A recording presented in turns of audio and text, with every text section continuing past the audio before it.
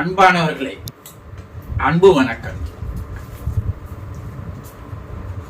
ஆவி உலகம் என்ற ஒன்று இருக்கிறதா? ஆவி உலகம் எங்கு இருக்கிறது? அது எப்படி இருக்கும்?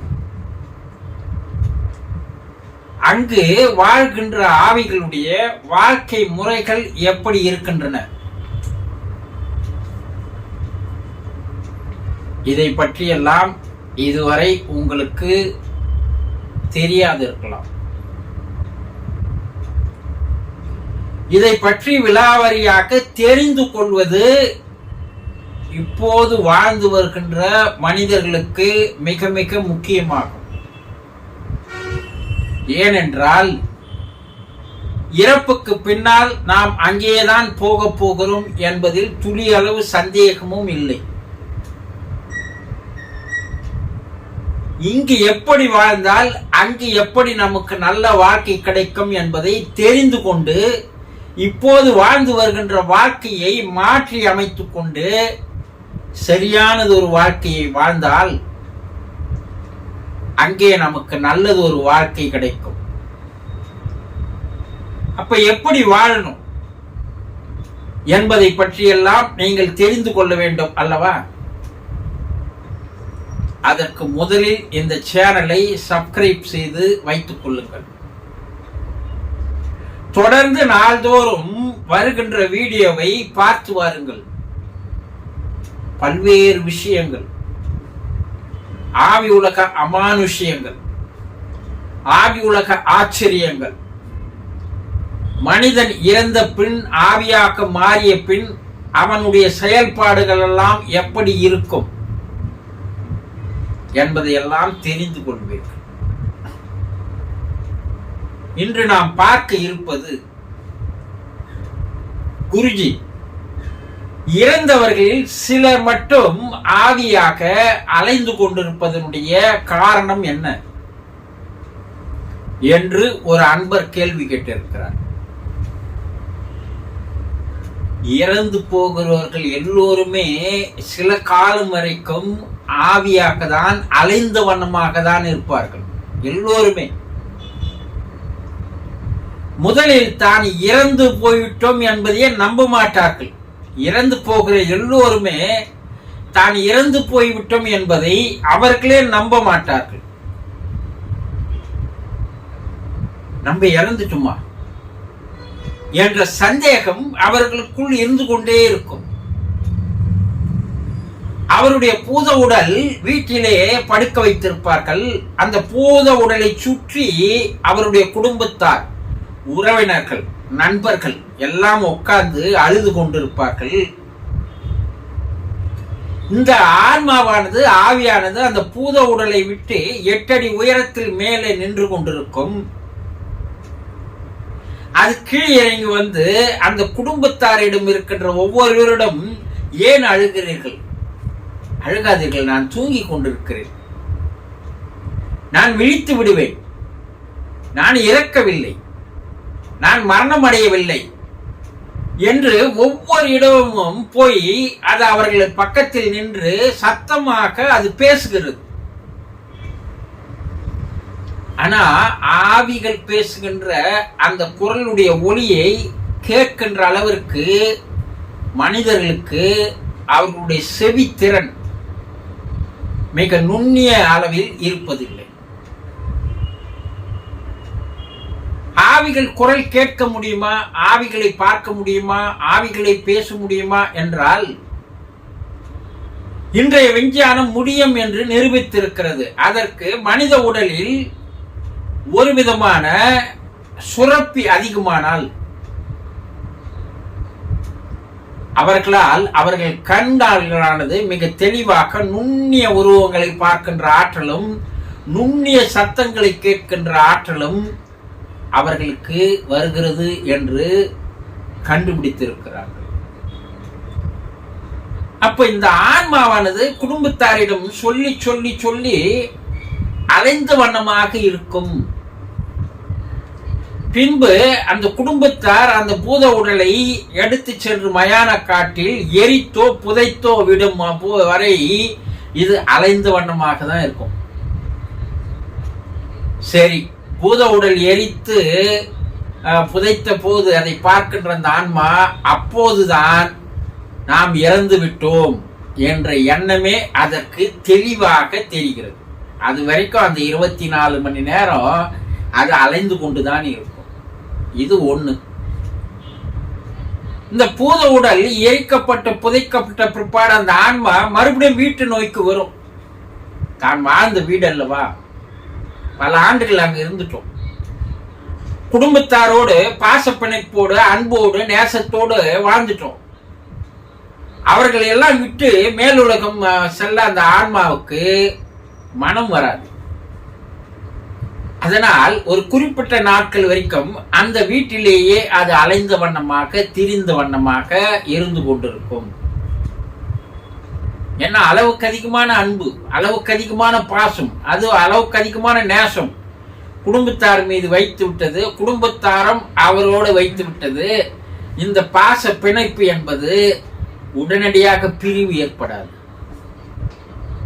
அதனால அந்த பாச பிணைப்பின் காரணமாக அந்த குடும்பத்தாரை விட்டு அது வெளியே போகாமல் மேல் உலகம் செல்லாமல் அங்கேயே அலைந்த வண்ணமாக திரிந்த வண்ணமாக புலம்பிய வண்ணமாக இருந்து கொண்டிருக்கும்.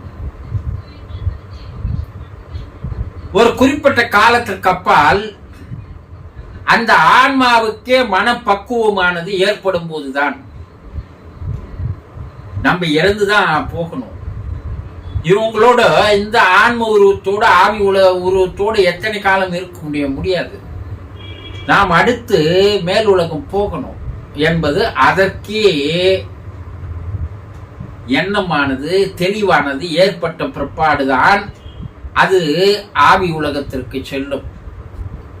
அது வரைக்கும் நீங்க என்ன சடங்குகள் செய்தாலும் காரியங்கள் செய்தாலும் அது மனம் மாறாத வரை அது அந்த குடும்பத்தாரை விட்டு குடும்ப வீட்டை விட்டு அந்த ஆன்மா அலைவதிலிருந்து வெளியேறி போகாது. இது இரண்டாவது. மூன்றாவது,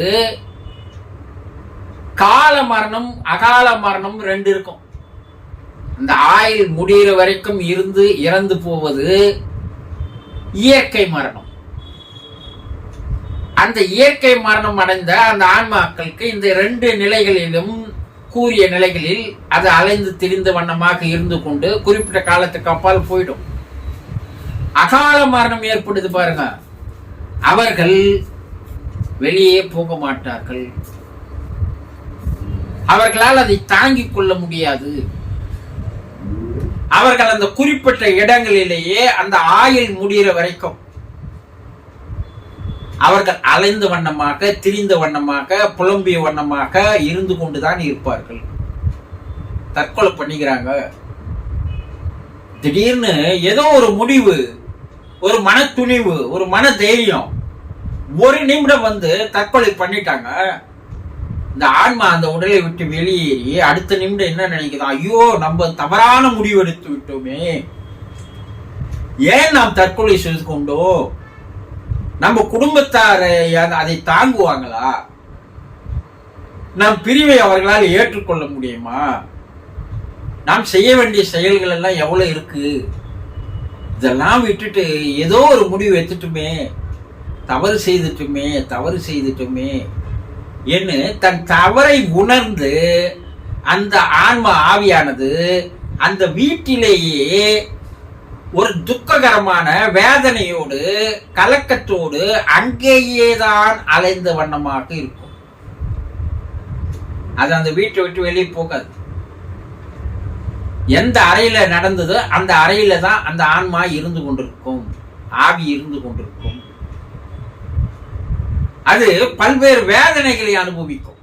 குடும்பத்தாரெல்லாம் கஷ்டப்படுறத பார்த்து, ஏன் இந்த பெண் இப்படி பண்ணிட்டா, ஏன் இந்த ஆள் இப்படி பண்ணிட்டா, கடன் தொல்லை தான் தாங்கி இருக்கலாமே, காதல் தோல்வி தான் தாங்கி இருக்கலாமே, தேர்வு தோல்வி தான் தாங்கி இருக்கலாமே, ஏமாற்றம் தான் தாங்கி இருக்கலாமே, ஏன் இந்த முடிவு எடுத்தா, நாங்கெல்லாம் இருக்கும்போது இது ஏன் செய்யணும், அந்த குடும்பத்தார்கள் படுகின்ற வேதனையை, அவர்கள் விடுகின்ற கண்ணீரை பார்த்து பார்த்து பார்த்து மேலும் மேலும் மேலும் கலங்கிய வண்ணமாக, அழுத வண்ணமாக, புலம்பிய வண்ணமாக அந்த ஆன்மா அந்த வீட்டுக்குள்ளேயே இருந்து வேதனைப்பட்டு கொண்டே இருக்கும்.